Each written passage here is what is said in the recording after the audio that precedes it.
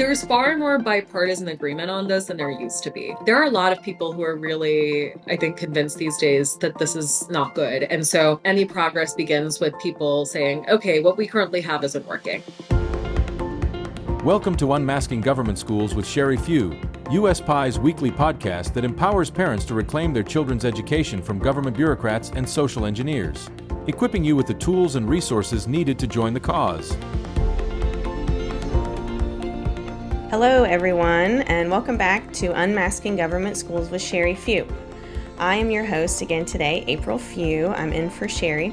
And back with us today is Neerja Deshpande, a policy analyst and editor at Independent Women. And she's here to discuss AI in education, which I'm very excited about. But before we dive in, please take a moment to give us a 5-star rating or a thumbs up, and do not forget to subscribe. And you can learn more about US Pie at uspie.org. Today's episode is brought to you by US parents involved in education. US Pie's mission is to empower parents and local communities to break free from federal and national influences, thereby reclaiming parental authority over their children's education. For more insights from US parents involved in education, connect with us at US Pie on X and Facebook. To join the movement, visit uspie.org. Welcome back to Unmasking Government Schools with Sherry Few. I'm your host, April Few, in for Sherry. And back with us today is Neerja Deshpande, a policy analyst and editor at Independent Women. She's also a fellow at Stand Together, and she's worked at the Free Press, and she's taught middle and high school math, English, and financial literacy. That does not sound fun to me. Today we're tackling a topic that is rapidly transforming the classrooms, and we're talking about artificial intelligence in education, AI. It's really transforming curricula and the very nature of how children learn in the classroom. Neerja, it's great to have you with us. Thanks for joining us today. And thank you for having me on. All right, so let's start with the basics. AI is everywhere now. I use AI. I'm a homeschool mom, and I even use it for planning things, research. It's really good for that, even though I do always recommend double checking even AI, what AI gives you. But can you share with us how AI is actually being used in the classroom right now? Yeah, I mean, AI is being used in all sorts of capacities. AI is being used to create worksheets by teachers. AI is being used as, personal tutoring, basically by students. AI is being used, I mean, I think just the creation of worksheets and other materials, exams. And those are generally, I think, good ways that AI is being used in the classroom. There are some more concerning ways that AI is also being used in the classroom. So I would say things like, I think there are students, obviously, like we've all heard the stories and we've all seen it, right? It's a cheating machine in a lot of ways, and it allows people to cheat more efficiently than ever before, especially on things like essays and any in-home assignments. I think it's also concerning, I've sometimes seen things about how teachers are using it for grading.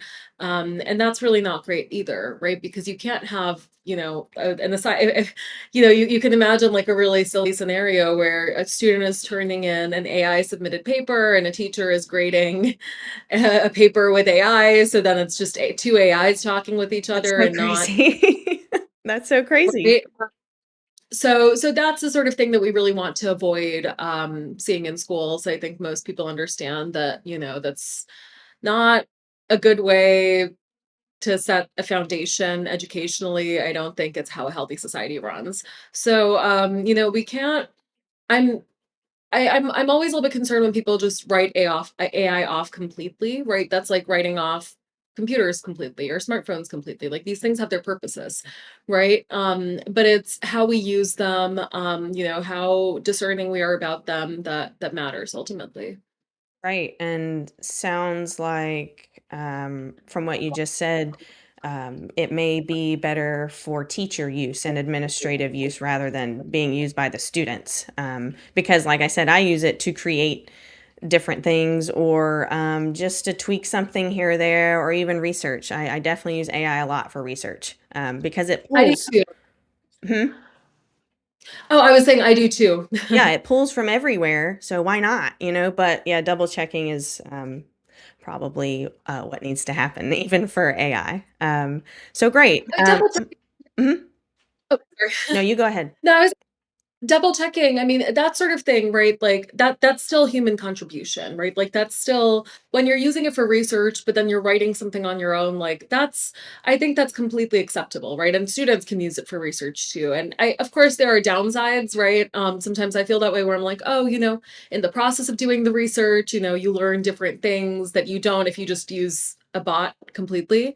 But I mean, I think that's a sort of trade-off that's not it's not the biggest trade-off to me, like, it's a pretty small one, right? It's one of those things where, like, that's just sometimes, I think in some ways, like, learning how to write essays manually is better than learning how to write essays, just on the Google Doc. But, like, you're still doing the work, you're still sort of getting what you need out of it. I consider AI for research, completely valid. Yeah. Um, what about bias in AI? That I just thought of that when you were saying that, doing research. Obviously, we know that there's algorithms and somebody is setting up the algorithms for the AI. Excuse me. So, can you talk to that bias in AI? I think when it comes to bias, there are lots of I think more than bias when it comes to these things. I'm not terribly concerned about bias, to be honest. Like, I mean, it is a real thing when it comes to sort of educational purposes.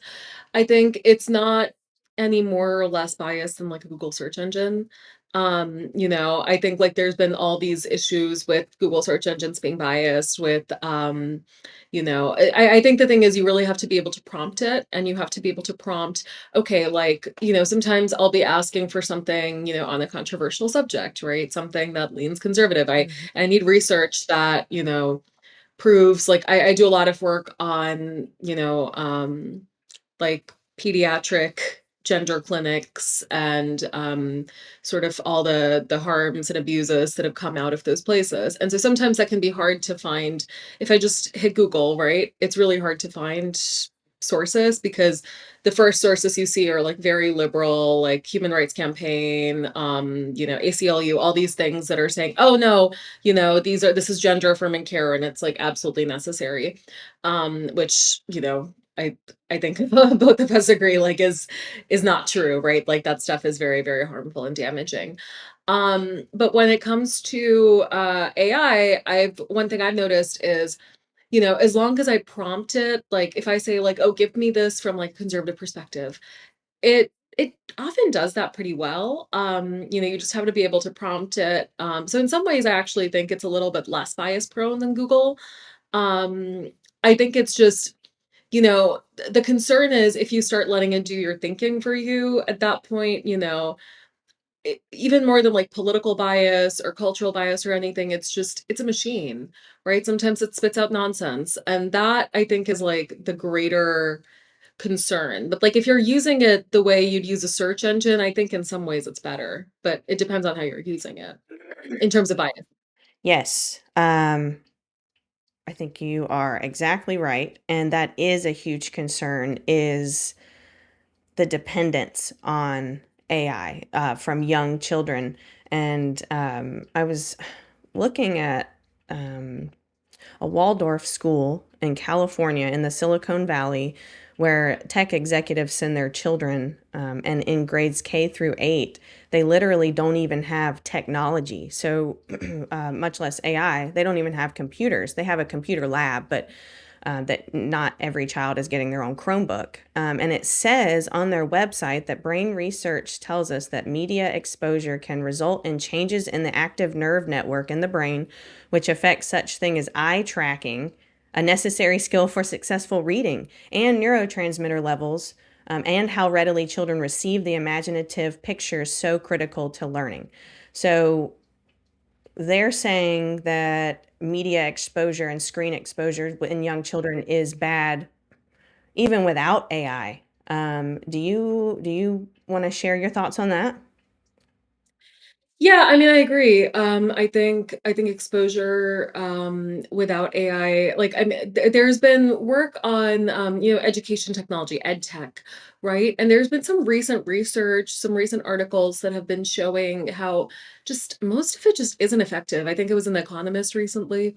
How most ed tech, right? There's a lot of money in Silicon Valley and like these VC firms. They really want to make ed tech happen, right? They want to say, give a Chromebook to everybody, like let's just use technology like in the classroom at all times. And ultimately what it does, right? Like I've been there, right? Like I've sat in the classroom. And so what happens is like I've taught as a, and so what happens, right, is that you give these kids Chromebooks, you give them 30 Chromebooks, right? Everybody gets a Chromebook. There's 30 kids in your class. How are you supposed to see what these kids are doing on their Chromebooks? Like how can you tell if they're actually working productively? And like yeah, like you can walk around and you can try to see the like you can try to look at their screens and but then you're hovering, right? And that's also not comfortable for the kids. So you're just kind of stuck in this place where like on the one hand like you're hovering, on the other hand like if you're not hovering, then those kids could just be sitting around playing games. And most schools have blockers for explicit content for but then one of the issues, right, is I remember when I was teaching financial literacy, I remember that these were like 11th and 12th graders. It was an elective course, right? And I told them like just like find your like find some sources for these presentations on taxes, right? Like on how to do tax returns. And so the kids naturally were like going to YouTube. I have nothing against YouTube, right? But the school's Wi-Fi blocked it for the kids network. Now, it didn't block it for the teachers network, right? Because the teachers had a different Wi-Fi. So like I could access YouTube. So I thought, oh, they'll be able to find YouTube just fine, but like they couldn't.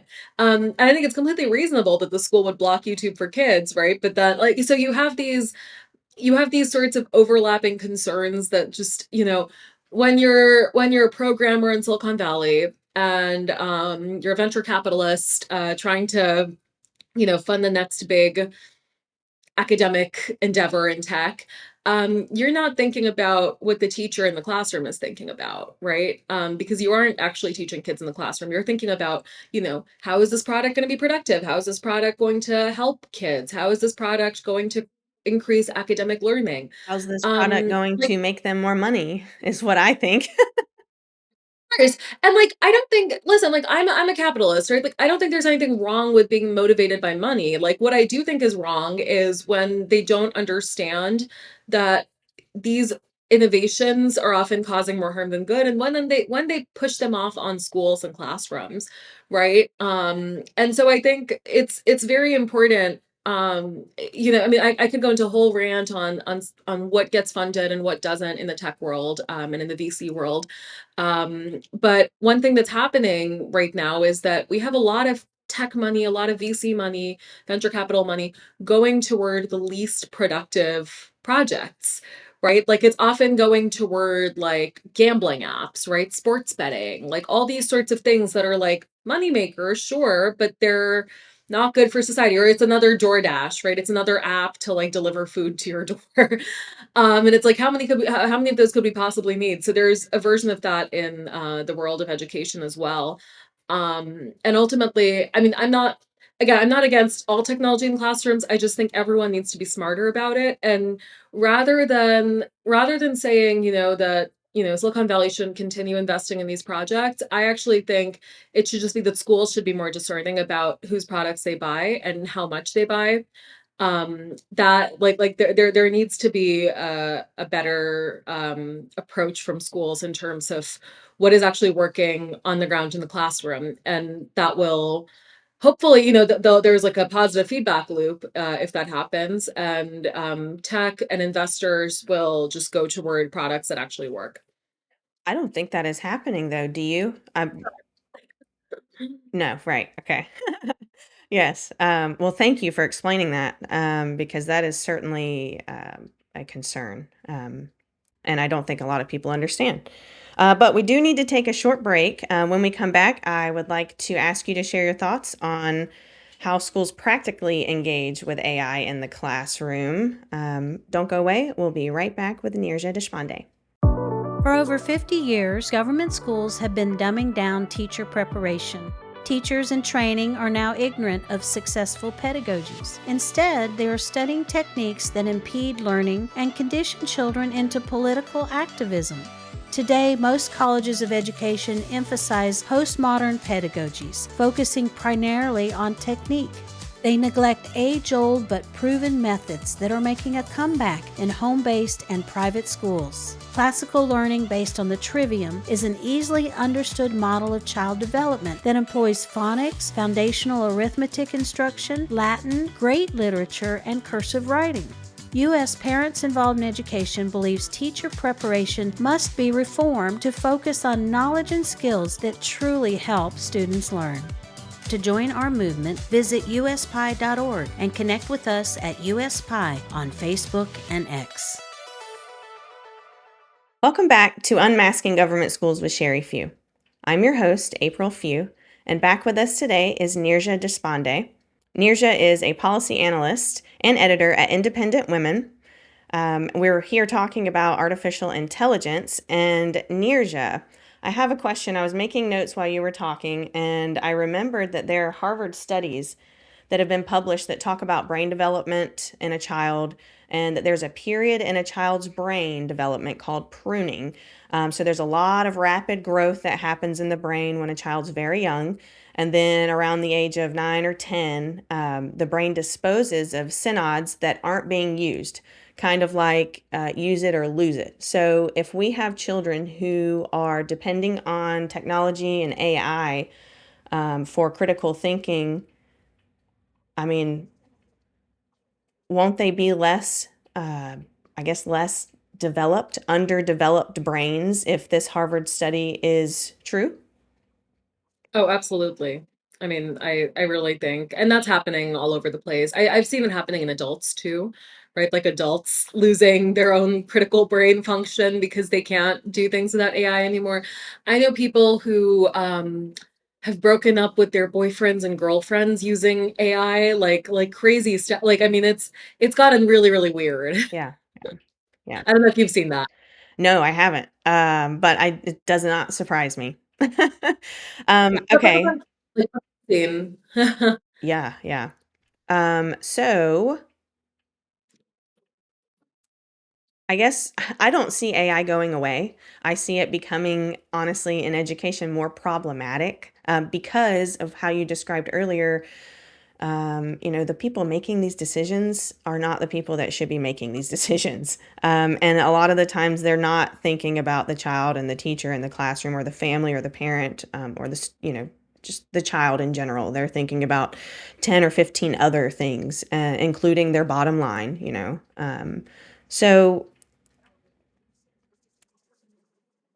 what do you see happening in the future of education if AI continues to increase in the dependency on AI? What does that look like when a child grows up to be an adult? Yeah, so I actually think, we're currently in like a weird shifting time, right? Like where everything is kind of confusing. And so the kids who are, kids right now, the people who are kids right now, and they'll be adults in the future, those kids are going to, I think, experience some level of confusion. And I think unfortunately it's going to be a little bit like the COVID effect, right? Like of lockdowns where, people who are kids in school then, many of whom are adults now, were in a place where they had like where the lockdowns really really hurt them, and that has permanent consequences for their development, right? Like you can't just turn the clock back and undo it. That's not how it works. I think AI is going to be very similar in that regard, where some people who get too dependent on it as children, right? Like they never learn the basics. They're going to grow up to not really learn those basics again, and that's really concerning. Over a long enough time frame, I'm actually much more optimistic for a couple of reasons. One, which is I think in general, this is going to force a return to manual work.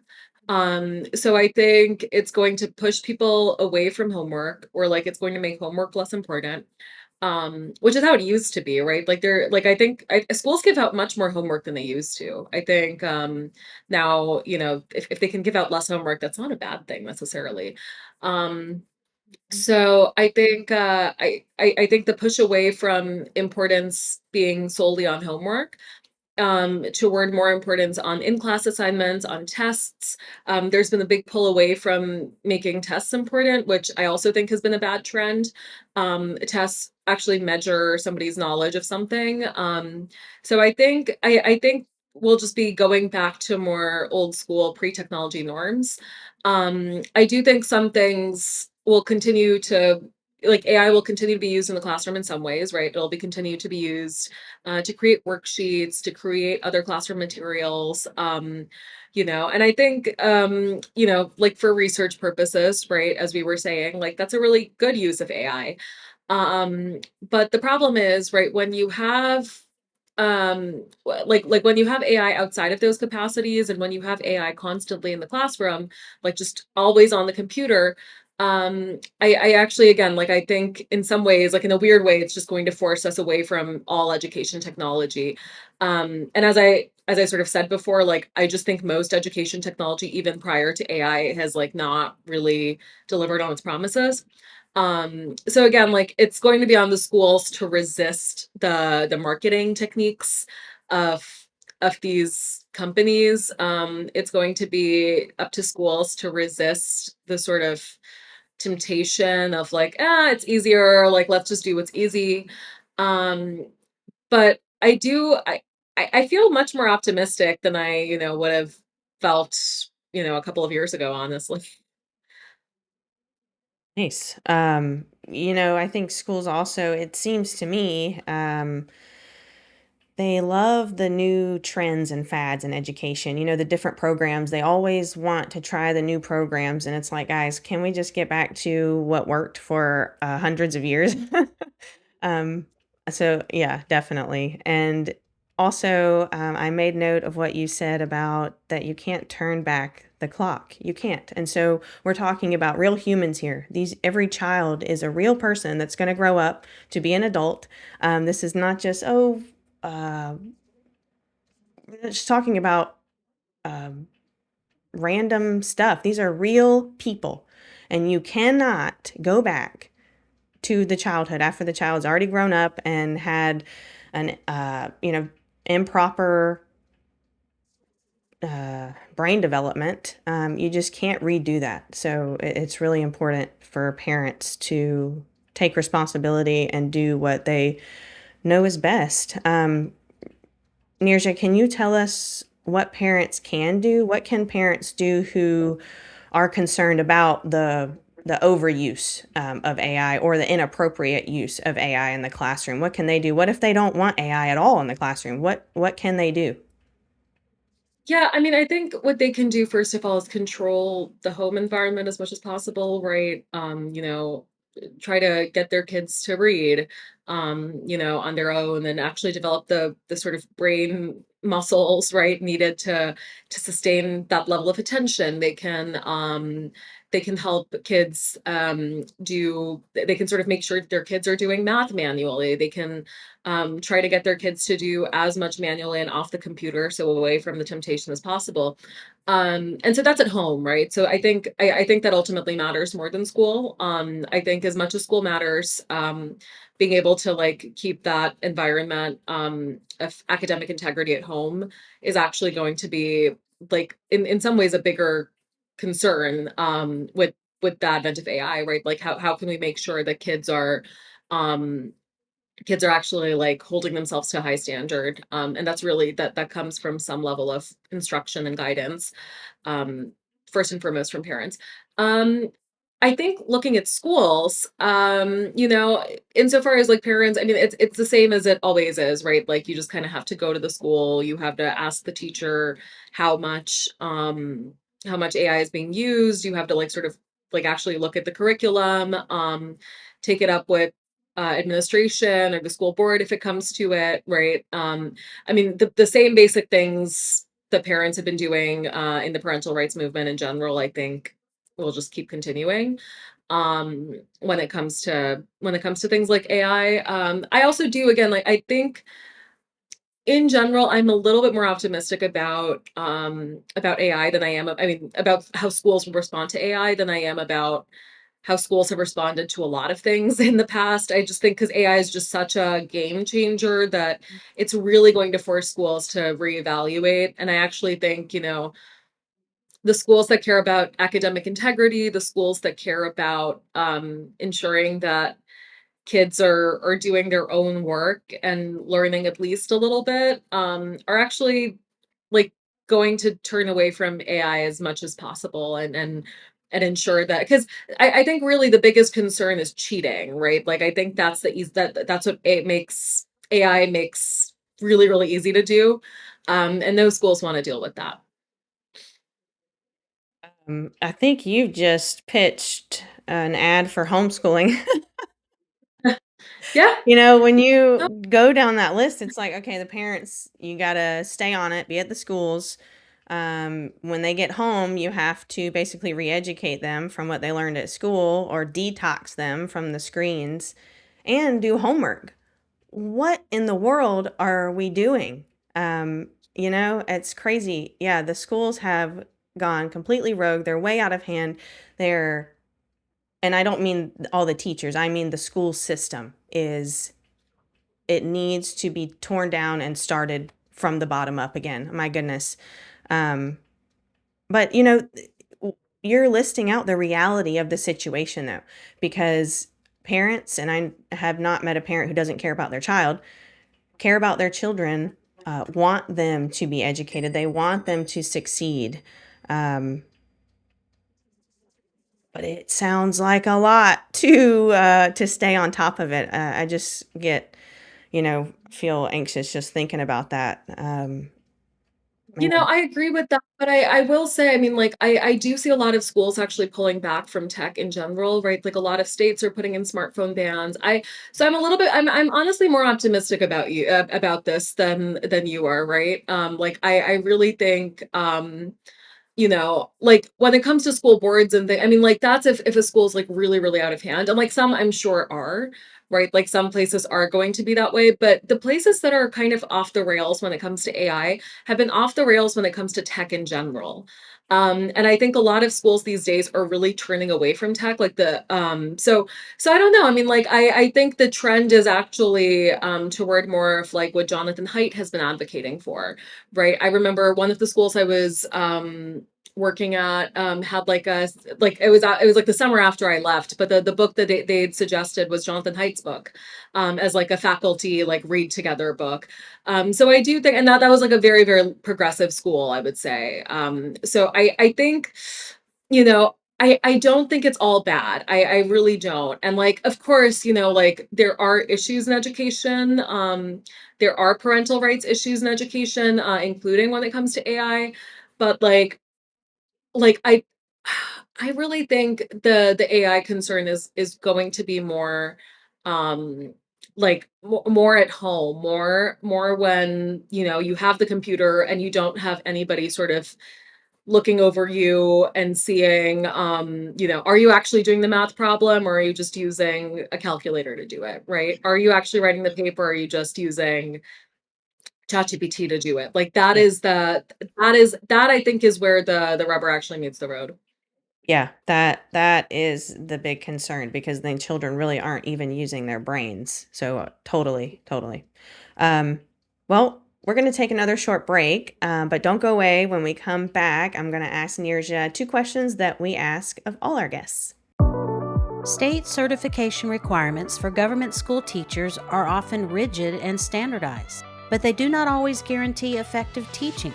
Many certification programs today are influenced by ideological agendas, including indoctrination into critical theory, leftist activism, and LGBTQ ideology, rather than focusing on proven effective teaching methods. Moreover, some states are attempting to impose these certification mandates on private and homeschool educators through voucher programs and education savings accounts. U.S. Parents Involved in Education believes these mandates threaten parental choice, whereas certification policies should promote genuine teaching quality and protect parental rights, not advance political ideologies. To join our movement, visit uspie.org and connect with us at USPie on Facebook and X. Welcome back to Unmasking Government Schools with Sherry Few.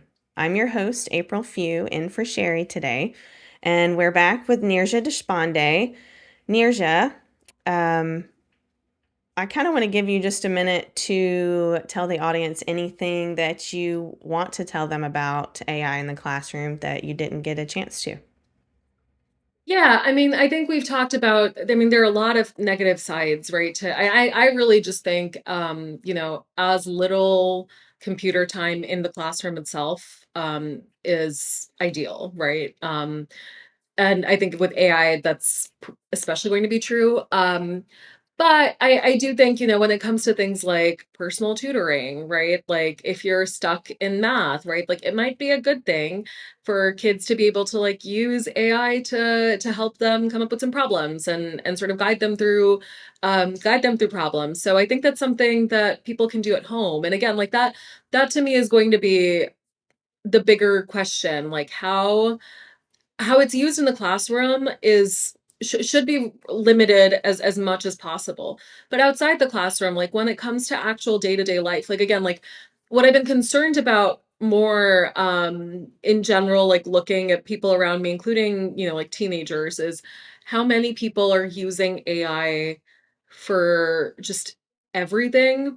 And I think it's easier to do it in some ways, like school actually provides some accountability, right? There's expectations of academic integrity, even at the worst places, right? Like there's no cheating policies, right? That's not to say that those no cheating policies are followed, but they exist. Like at least there's some sort of ideal. Once you're in the workplace, right, or like once you're on your own, it's actually a lot easier to become dependent on AI. And my concern is I've seen so many adults who are dependent on it in the personal capacity, right? Like I was saying, I know somebody who like they like both the boyfriend and the girlfriend like broke up with each other using AI somehow, and they had the AI guy. Like that to me is like very unhuman. Like you shouldn't do that. Like that is not how that is not how you should live your life. When you see those sorts of things, it's my concern is if adults who didn't have AI until, 3.5 years ago are acting this way, like kids who are growing up with this in their pockets, on their phones, on their computers, what are they gonna do? Right? Like that's really gonna be a much more poisonous influence in their day-to-day lives and in places where academic integrity actually matters. Like it actually isn't like a real concern, right? Like nobody's hovering over you saying, "Oh, are you cheating by breaking up with your boyfriend using AI?" Like nobody's saying that. Like that's a bigger moral question. So I think it's really going to be on parents, on schools too, but like on parents first and foremost, and the culture in general to sort of guide people toward like where is AI like not acceptable, and sort of come up with some sort of basic guidelines on that. So, as much as it's a problem in schools, I think figuring out, what kids are using AI for outside of school is just going to be much more important for child development and like their growth as adults. That's my honest belief. Yeah, well, yeah, anytime that they're using it in school or out of school, yeah, there's risk. But I understand what you're saying because some kids do get free reign of iPads or phones or what have you at young ages. So AI in the classroom, at least, should be very limited, purposeful, and never without supervision. Is that a good kind of rule of thumb? I Yeah. honestly, I think teachers, I think it could be very useful in that way. But um, me personally, I believe that students should not be able to use AI whatsoever or even technology K through 8. But that's just where I stand. But I'm glad that we do agree on the concerns of the real concerns that AI could bring. Um, And I think what you're saying is honestly, I mean, in some ways it's ideal, and it was the ideal even before AI to limit technology as much as possible. right. I think say not have it at all. I mean, I think the only concern is, right, then kids are gonna be learning that by themselves in sort of seedier ways. That's like my like I think there's ways to sort of responsibly guide kids, especially, when they're gonna be using AI in the workforce, when they're gonna be like there are certain things in math and engineering and obviously computer science that are enabled by AI actually. So helping kids learn a responsible way to, I mean, that's the ideal, right? But even that should be very limited, is all I'm saying. Like Right, I agree with responsible. you. Yes, there should be a responsible adult who loves and cares for the well-being of that child because they would never steer that child too far down AI road or, anything like that. And so it really comes down to who is in control of the education of that child, you know, um, and so that's why we can't have equal outcomes because everyone's individuals. So we have just so many different variables. But yeah, limited AI for sure. Okay, Nirja, to end our episodes, I know you've been on before. We ask all of our guests two questions, and you've kind of alluded to some of what you're hopeful for and what gives you concern. But can you tell us what concerns you most about? And it could, maybe it's not AI, maybe it's something else, but what concerns you most about what's happening in education today? And then what gives you hope? Yeah, what concerns me most is, I mean, just the takeover of curriculum, that is, ultimately so unproductive and so, antithetical to learning. I think there's just a lot of curriculum in schools right now, and some of it is ed tech, right? Like I am not a fan of ed tech. If that wasn't clear enough, like I think most ed tech is really some is okay, like Khan Academy is okay, and some of these are genuinely useful, but most ed tech is just a dud. And I think the problem is, when kids could be reading novels, when they could be memorizing, multiplication facts, when they could be learning basic math manually and actually using their brains to do it, when they could be doing all of these things, they're actually, their schools don't teach novels anymore, so they teach like sections of novels. A lot of schools are doing that these days. They'll just give a passage. I think Yes. the new SAT has like even shorter passages than the old SAT. So there are issues like that, right? There are issues like, I mean, in terms of math education, kids are just being taught math in like the strangest way possible. I've written a little bit about this. All these like sort of new sort of, oh, here's like a new way of doing multiplication, and the new way of doing multiplication is just worse and more confusing. There's a Yes. lot of self-guided instruction, like, oh, you figure it out yourself, and it's like, well, that's not what learning is, right? Like, you have to learn how to do it before, like someone actually has to teach you. You can't just figure it out figure it Some out on your things, own. yes, some things, yes, but a mathematical equation? No. Oh, right, math, science. I mean, even when it comes to like learning how to structure an essay. And the thing is, Right, once you learn those basics, you can learn more than that, right? Like you can sort of figure things out your own way. You can find a better way of doing it. If there's a fun new way of doing multiplication, you can do that after you've learned the basic old boring way. right. Um, Well, it's so the I most think I efficient, most effective, fastest, way. There's probably 100 ways to build a skyscraper, but one way will take 3 months, the other way might take 7 years and double the price, you know? Exactly. And so that is one of my biggest concerns in education right now, that like the curriculum we're teaching kids is just not effective. And that's with or without AI. I think ed tech has made it worse in general. So I have no reason to believe that AI is going to make it better. I think it's just going to continue to be a little bit of a mess. And we need better textbooks. We need better curricula that actually force kids. I think the death of novels in class has been a real travesty culturally. So I think even just having some shared framework, like all of us can sit around and at least know our history, know our shared past, know the Western canon. That to me really matters. And I think schools are failing. The richest schools, the poorest schools, the ones in between are all sort of failing at that right now.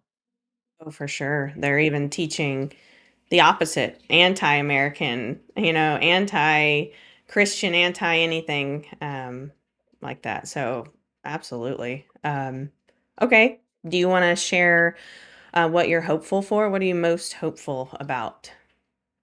Yeah, I mean, who was I saying this to? I was saying this to someone a day or two ago, but I think one of the things that I'm most hopeful about right now is actually is actually that there's, I think, a lot of people who agree with what I just said, right? And what you agreed with, right? Like that there is, I think there's so many people out there, including, I think, a surprising number of liberals, who are at this point, like, very much convinced that, something has gone wrong in education, right? And there is, I think, there's far more bipartisan agreement on this than there used to be, right? Like there's bipartisan agreement, for instance, on phonics, right? So it used to be that like phonics was considered like a Republican thing, right?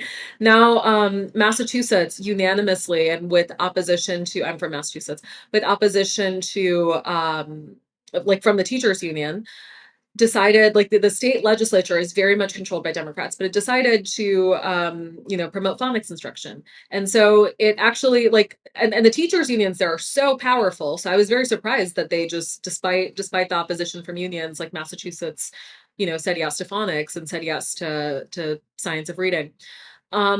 Because when I see that sort of thing happening, I think, okay, there's all these problems and all these concerns, and it's going to take a long time to fix this. And yes, the fact that it's going to take a long time doesn't do anything for the kids who are currently in the system. Mhm. But I do think that progress is often slow, and the fact that it's slow doesn't mean it's not happening. So I'm very optimistic that I think some of the most egregious mistakes that are being made just on a curricular level, on a sort of, human level when it comes to things like education technology and when it comes to things like, smartphones in schools. There are a lot of people who are really, I think, convinced these days that this is not good. And so any progress begins with people saying, okay, what we currently have isn't working. Mhm, mhm. So that gives me hope.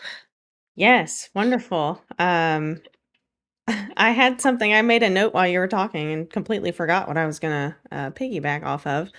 Um, oh, I know. In Massachusetts, you said they, started to focus on phonics. Was that I guess that was in recent years after Common Core had been adopted. This is This was, recently? yeah, I mean, I think Massachusetts, I'm not, so this was the vote that I was talking about happened in 2025. So this was like, I wrote about it in the fall. I can try Okay. and when, yeah, let me hang on. Let Yes. me let me make sure I'm not like, it was definitely, yeah, I had an op-ed about this in Real Clear Education, November. Okay. So it was a bipartisan literacy reform bill. 155-0 was the vote. So it's going to mandate science of reading in Massachusetts, which is Wow, great. that's wonderful. Oh my goodness. Well, you probably know that before Common Core, Massachusetts was what, number one in the number one in the entire country for math. I think it was math, and number four in the world. Like Massachusetts, the state compared to other countries, was number four for math. And then after Yeah, the adoption of Common Core state standards, or Common Core national standards is what we call them because they were not state led, they plummeted. And so for them to get back to the phonics is wonderful. I think Florida is doing the phonics also. Um, yeah, a so, lot of southern states are. They've seen great results for it. And in yeah. Massachusetts, I mean, it's a state, like I'm from there, right? It's a state that it has like the highest percentage of graduate degree holders in the country. It's a state Oh, that on the one hand, like really, really values education, right? Because you have all the universities there. There is a deep love of learning that I feel very privileged to have grown up with that, but I think all this like woke nonsense for years and years, I don't just want to sound like a right wing media talking head when I say that, but like it's true. it It's is true. years, years of woke nonsense were really, really corrosive to that. So I'm happy to see that like slowly starting to shift away, right? Because when you start to believe these like unrealities, right? Like men can become women, right? Like that's an unreality. If you believe that sort of thing, like you actually become worse at math. Like that's my that's my belief, right? Like if you start to believe things that are really, really stupid, like that stupidity starts to eat your brain. And I think that's unfortunately what happened to my home state for a really long time. And I'm glad we're slowly moving past it. Yeah, I agree. Um, okay, well, thank you, Nirja, so much for joining us again today. You are such a beautiful person. I really can see your soul and how wonderful that you are. So I appreciate you being on. Thank you. You're very sweet too. And that was a very nice thing to say. Well, thank you. And to our listeners, if you found today's discussion eye-opening, go ahead and subscribe, give us a thumbs up, and don't forget to tune in next week to learn more. You can find US Pie on Facebook and X and at uspie.org. Until next time, I'm April Few. Thank you for your support in unmasking government schools. U.S. Parents Involved in Education is a nonprofit coalition dedicated to restoring local control of education and parental authority. By empowering parents to reclaim responsibility for their children's learning and encouraging states to move away from federal influence, U.S. PIE seeks to create a culture where parents are the primary decision makers in education and schools support families without the burden of federal mandates. If you want to start a state or regional U.S. PIE chapter in your area, please visit uspie.org and complete the brief questionnaire in the chapters section.